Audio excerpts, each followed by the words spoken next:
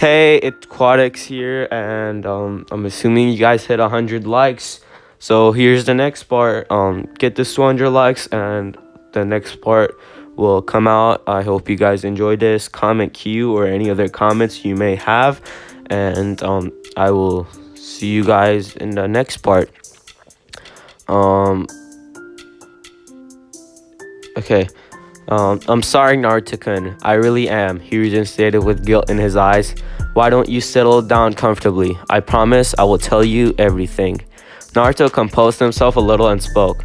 Alright, tell me everything and don't have anything out. I promise, but please don't interrupt me. I will answer all your questions at the end, alright? Hiruzen then looked at Itachi, who nodded in support, and turned his attention back to Naruto and stated, as you know, Naruto, on the day of your birth, the Leaf Village was attacked by the Kyuubi no Kitsune, and no one was able to stop the beast. Many shinobi and civilians lost their lives that day, until, as you know, the 4th Hokage stopped the Biju by sacrificing his own life. I arrived with a couple of shinobi on the battlefield where the 4th teleported the Kyuubi with him. There I found the bodies of the 4th Hokage with his wife, both impaled by the Kyuubi's claws. They had put themselves in front of it trying to protect something. It was then that we noticed the baby no older than a few hours laying in front of them. It was you, Naruto-kun. Naruto appeared shocked as he listened to the Hokage, and Hiruzen was sure that many questions were coming to his head and was glad he didn't have the voice to ask anything. He noticed Naruto's shocked look and stopped himself from continuing. He didn't want to tell him anything more, but he knew that he had to go on. He hoped that after knowing the truth, Naruto would remain the same loving and gentle person. Itachi placed a hand on the boy's shoulder to show him his support, but Naruto didn't acknowledge the gesture. How? What are you saying, Gigi? How is that possible? Naruto asked in shock, and Itachi gently squeezed his shoulder. We weren't able to hear anything or go to them because of the barrier the 4th Hokage's wife put around them, preventing the Kyuubi from escaping. But we know what was happening in there. As you know, Naruto, the Biju can't be killed. So the only thing the 4th Hokage could do to stop the Biju was to seal it away. He used a self-sacrificing sealing jutsu to seal it in a newborn baby whose chakra coils were not developed. That baby was you, Naruto-kun. After the sealing process, the barrier dissolved, allowing us to move in. And when we got there, they were barely alive. The 4th Hokage's last wish was for you to be seen as a hero for protecting the village. His wife spoke your name on her dying breath. Hiruzen looked at Naruto to see his reaction. Naruto was so shocked after Hiruzen told him that he was the one used for the sealing that he couldn't say anything as his whole brain went blank. He then came to, and remembering all the hateful glares and being called a monster and demon behind his back, he began to cry again. Itachi was also having a hard time controlling his emotion as memories of his time with Mikato and Kushina came rushing to him, but he controlled himself as he had to show his support to Naruto, reaching out and hugged Naruto and tried to calm him down. Naruto put a hand on his stomach where he had seen the seal many times, while channeling chakra to it. He had always wondered what it was about, never paid too much attention to it. Now he knew. He looked at the Hokage with puffy eyes. Why me? Why did he choose me? Where were my parents that time? Did they give me away to the 4th for him to use me? Did they think of me as some kind of monster like many in the village think? Hiruzen felt terrible for Naruto and at the same time cursed the villagers for what they had done to an innocent child. But he also smiled a little at Naruto and answered, your parents didn't hate you, Naruto-kun, and I had never seen your parents so happy as when they got the news of your arrival. They couldn't stop smiling, and as for why the fourth and his wife chose you for the ceiling, they knew the meaning of sacrifice and couldn't ask anyone else to sacrifice their child, so they used their own baby boy who was born only hours before. Naruto's eyes widened. Naruto had his Naruto never had expected to be the son of the fourth Hokage. The fourth was his own idol, the one he wanted to surpass in order to become the strongest Hokage. He smiled a very small smile as he thought of his parents and realized he had been wanted and loved by his mother and father. Itachi and Hiruzen both felt a little relaxed seeing him smile and were thankful that Naruto was taking the news calmly. He didn't seem to show any kind of dislike or hate towards his father and mother, but for confirmation, Hiruzen asked, "You don't hate them, Naruto, for what they did by sealing the Kyuubi in you, do you?" Naruto shook his head. "How can I hate them? I'm sure they didn't have any other solutions. You once said to me that being Hokage is not a simple job that anyone can do, and being shinobi means self-sacrifice. Well, my father was not just a shinobi, he was also the Hokage. If the Hokage can't sacrifice anything for his village, then how can he accept other shinobi around him to do the same? And if my Tasan had used any other kid, then I don't think he would have deserved to be called a Hokage and father. I'm proud to be his son." Itachi and Hiruzen were both shocked at the level of maturity Naruto showed. Hiruzen was certain that many of the Jonin level shinobi didn't have this type of thinking, and here was a 7-year-old who was in the second year of his academy showing the mindset of a true shinobi. They smiled at Naruto with pride in their expression. "I can't describe it in words how proud I am of you, Naruto-kun. I am certain if your parents were here with us, they would have also felt proud. Just remember that they gave their life so you could live on. Don't waste them. Make them proud." Hiruzen ruffled Naruto's hair with a proud smile on his face. "Gigi-chan, you didn't need to tell me Ka-chan's name?" Spoke Naruto, rubbing the back of his neck, realizing he didn't know his mother's name. Hiruzen blinked a couple of times, then laughed as little as he remembered Kushina. "Ah, yes, your mother. Her name was Kushina Uzumaki, and she was the granddaughter of the first Hokage. She was a very kind woman, always smiling and joking. But when she got angry, she used to scare the shit out of people, especially your father. Because she had long red hair, people started calling her Red Hot Habanera, and he and Itachi both shivered a little at the image of Kushina with fire in her eyes and her red hair waving like the Kyuubi's tails. Naruto laughed a little, imagining his father, the strongest shinobi who ever lived, with a scared face because of his mother. But he was also shocked about knowing he was also the greatest. But he was also shocked about knowing that she was also the great grandson of the first Hokage.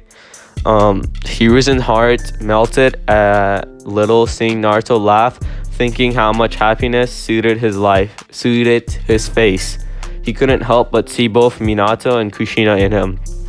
Hiruzen went over to his desk, opened the drawer, and took out a photo frame from inside. He then walked back to Naruto and showed him the photo. "This is the only photo I have of them in the office right now." Naruto took the frame in his hand and looked at it. It was a picture of Kushina pregnant and smiling with Minato standing behind her with his hand on her stomach and a big grin on his face. Naruto couldn't stop a single tear from falling from his eyes as he looked for the first time at his parents. How beautiful his mother looked and how happy they both looked together in the photo. "They look so happy and perfect," he said quietly. Hiruzen and Itachi both smiled at him. Then Naruto looked at Hiruzen and asked the question which had been troubling him for some time. "Ji-chan, if my father sealed the Kyuubi in me, then why are the instructors in the academy saying the fourth killed the Kyuubi?" Oh, my throat hurts. Hiruzen and Itachi both smiled at him. Then Naruto looked at Hiruzen and asked a question which had been troubling him for some time. Ji-chan, if my father oh wait, no, okay, never mind. Hiruzen sighed and spoke. Because I forbid anyone from ever mentioning the fact that the Kaibi is sealed in you. I wanted to prevent the younger generation from knowing. Naruto spoke in confusion. But why would they do something like that? Hiruzen looked at Naruto a little longer and then responded. After attack, the villagers was in a state of panic. After having so many lives lost in the attack and the death of Minato, there was total unrest in the village, and when the emergency meeting was held, where I told the council about the Kaibi sealing, some of the council members demanded your death. I ordered the council not to mention anything about you to the general public, but someone in the council leaked the information about you, and within the next day, half of the village was demanding your death. Seeing all this, I passed a law stating that whoever spoke of the Kaibi being sealed in you would be sentenced to death without any trial. He sighed and spoke again. I only wanted you to live a normal life and make friends among your age. Naruto looked down after hearing this, feeling bad about how some of the villagers treated him. Why didn't they understand that he was just a small child, not a monster or a demon? It wasn't his fault that the Kaibi attacked their village. Hiruzen put a hand on his head to show his support. Don't think about it too much, Naruto-kun. Humans always fear what they don't understand. Naruto smiled a little, thankful for his support, and was glad that he had people like Hiruzen, Itachi, Iruka, and Shisui who cared about him so much. Just you wait, Gigi, he said with determination. A day will come when everyone in the village will respect me and acknowledge me as someone important. This village, my parents sacrificed everything for and died protecting. I will do the same. I will protect the village till my last breath. Hiruzen smiled at him with pride and said, I don't doubt that. Itachi was relieved that Naruto had taken the news so well and now decided it was time to get them on the topic that he had come here for. He wanted answers. Hokage-sama, all this doesn't explain how Naruto awakened the Sharingan. As you know, neither Kushina, Obasan, or Minato-sama belong to the Uchiha clan. How is it possible? Obasan, Naruto wondered, but decided to ask him later. He wanted Hiruzen's answer as much as Itachi did. You're wrong on that, Itachi. Minato had very strong ties to the Uchiha clan. Hiruzen responded calmly. Itachi was shocked. What do you mean, Hokage-sama? How is it possible? And if he did, why keep it a secret? Only a few people knew about Minato's family lineage and his full history before he came to the village. People only knew him as a war orphan kid, but in reality, he was the grandson of the village's greatest trader, Madara Uchiha. Itachi was shocked to the core and his eyes widened. Madara was the former head of the Uchiha clan and the co-founder of the village Konoha, the strongest Uchiha to ever live and the second strongest shinobi of his time after Hashirama Senju, who would have taught the village's most beloved Hokage, Minato Namikaze, could be the grandson of the most hated shinobi to come out of Konoha. But before Itachi could ask any questions, Naruto spoke. Naruto was also shocked. Madara Uchiha? But how? Why didn't anybody know about it? Naruto's shock made his question come rapidly. Not many people knew today, but when Madara left the village, he also had a 5-year-old son and a wife who he had left behind. Hiruzen began. Because of his actions, there were many attempts on their lives from within the clan and from the village. Seeing all this, Hashirama faked their death with the help of his brother Tobirama to give them a normal life outside the village. Hiruzen paused, but both Itachi and Naruto were stunned into silence, and Hiruzen continued. They lived outside the village in a nearby town with their fake identities, and both the first and second Hokage kept in contact with them. As the child grew, his hate for the Uchiha clan, and especially for his father, also grew with him. He never became a shinobi and never awakened his Sharingan though. He was a simple farmer, and in time, he married a woman named Mira Namikaze. and they had a son who was named Minato Namikaze. Itachi tried to process this new information, but Hokage-sama, why did Minato-sama come to the village? His parents were both killed during the Second War by some shinobi at that time.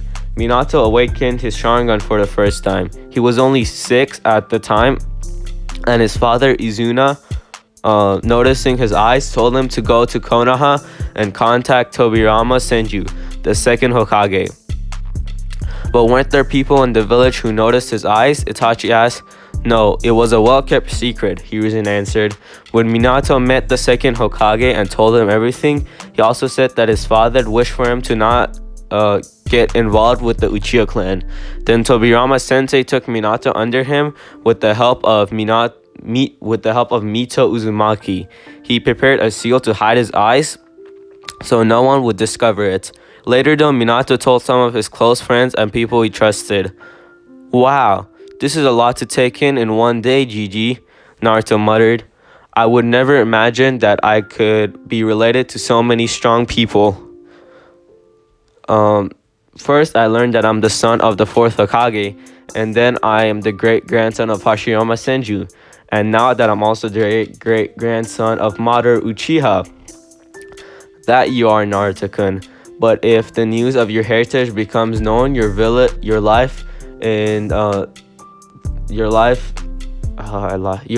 be in grave danger. There are forces in and outside the village who would be after you if they knew. That is why I kept the identity of your parents hidden. Okay, guys, I'm gonna end it here. My throat hurts. I can't.